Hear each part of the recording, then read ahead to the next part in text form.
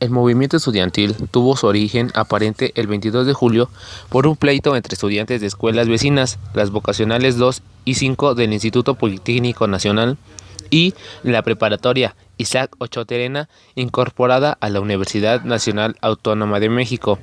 El escenario, la Plaza de la Ciudadela. Pandillas de la zona armaban escaramuzas desde hacía tiempo, sin que la policía actuara para detenerlas. En esta ocasión, la autoridad llamó a los granaderos, que no se limitaron a detener el enfrentamiento, sino que agredieron a los estudiantes con saña, invadiendo incluso los edificios escolares.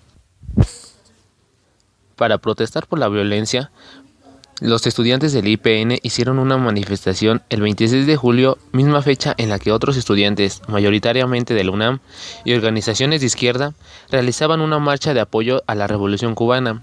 La primera debía terminar en el casco de Santo Tomás, pero al calor de la protesta se desvió hacia el Zócalo, en la calle de Palma. La esperaban los granaderos, que la reprimieron violentamente. El movimiento se extendió rápidamente, pero también se organizó rápidamente. El 30 de julio, representantes del Politécnico se reunieron en un comité coordinador. De ahí nació el Consejo Nacional de Huelga, formado por delegados electos en cada una de las asambleas de las escuelas en huelga. Esto le dio una representatividad indiscutible y, al mismo tiempo, hizo de las asambleas las plataformas para organización y el debate. El CNH llegó a reunir a representantes de 77 escuelas, incluyendo universidades de otros estados. El 4 de agosto, en su primer pronunciamiento público, formuló los 6 puntos del pliego petitorio y convocó una manifestación para el 5 de agosto de Zacatenco en Casco de Santo Tomás. El pliego petitorio, elaborado por el movimiento estudiantil, contenía los siguientes 6 puntos. 1. Libertad a los presos políticos. 2. Derogación de los artículos 145 y 145 bis del Código Penal Federal. 3. Desaparición del cuerpo de granaderos. 4. Destitución de los jefes policíacos. 5. Indemnización a los familiares de todos los muertos y heridos desde el inicio del conflicto. 6.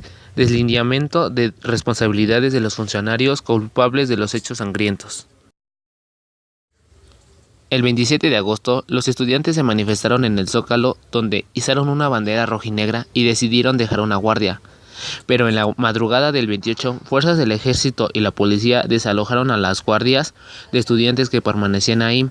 Los soldados los persiguieron y los golpearon con las culatas de sus rifles, y a partir de ese momento la represión se volvió sistemática.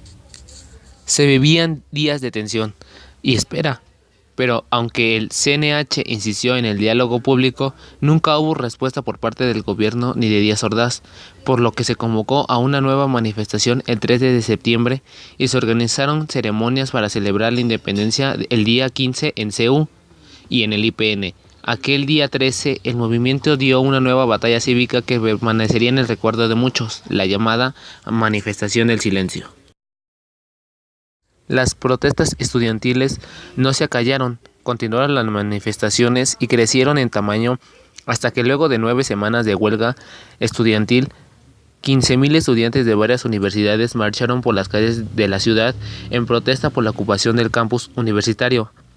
La tarde del 2 de octubre, un día después de la salida del ejército de los campus de la UNAM y del IPN, miles de personas, estudiantes y trabajadores, muchos de ellos con sus esposas e hijos, se reunieron en la Plaza de las Tres Culturas en Tlatelolco.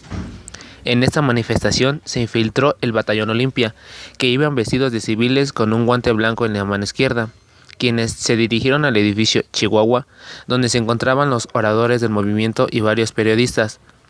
Pero cuando los líderes del movimiento estudiantil comunicaban a los asistentes a dispersarse pacíficamente y sin caer en provocaciones, los hombres de guante blanco hicieron que los oradores se tiraran al suelo.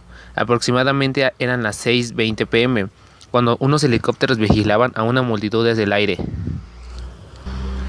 Es entonces cuando aparecieron unas luces de bengala como señal para que los francotiradores del Batallón Olimpia, apostados en el edificio Chihuahua, abrieran fuego en contra de los manifestantes y militares que resguardaban el lugar. y en ese preciso momento empezó la balacera. Esto último fue una estrategia de este grupo paramilitar creado por el gobierno mexicano para infiltrarse y detener a los manifestantes y hacer creer que los estudiantes eran los agresores.